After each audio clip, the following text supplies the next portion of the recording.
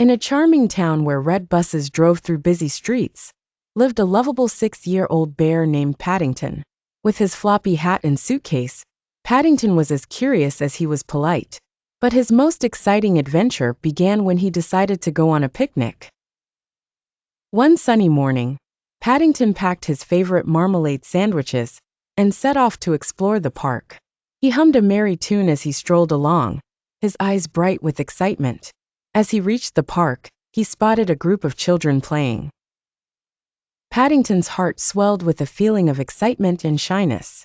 He wanted to join in the fun, but he wasn't sure how to talk to them.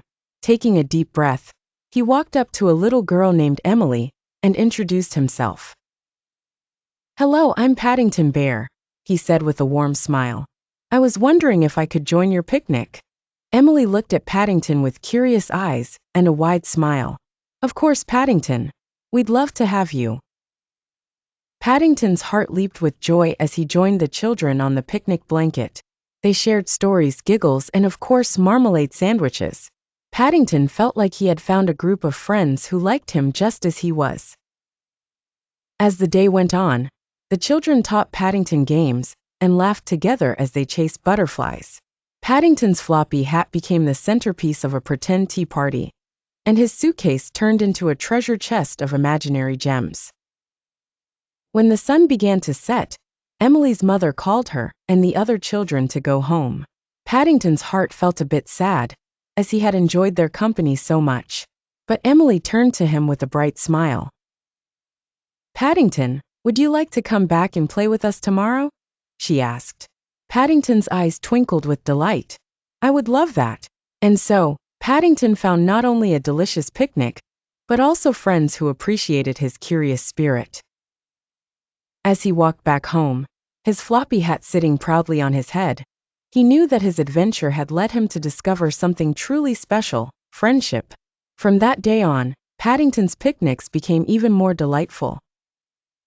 With his suitcase filled with marmalade sandwiches and his heart filled with joy, he continued to explore the town, knowing that he had found a group of friends who made every moment an adventure.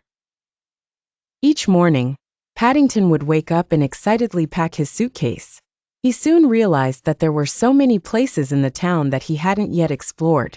So one day he decided to take his new friends on a grand adventure through the streets of London.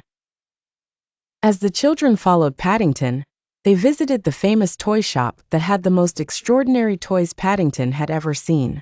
The owner, an elderly man with a sprightly smile, even let them stay a while and play with the magical toy train set.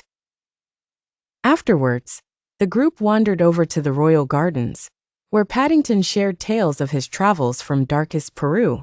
The girls gasped as he told them about the spectacular mountains and secret jungles, their imaginations swirling with images.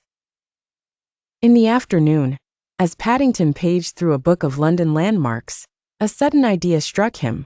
"Why don't we go and see some of these places for real?" he exclaimed, pointing excitedly at Big Ben. So off they went, scampering in a delightful fashion to see the towering clock face, giggling as they tried to pronounce Westminster. The adventure rounded off with a calming boat ride along the Thames, where Paddington devoured yet another marmalade sandwich. By evening, as the starry sky began to glimmer over the city, Paddington and his friends watched the lights of London twinkle like fairy lights. The next day, Paddington realized that the best adventures were indeed around the corner, especially when shared with dear friends.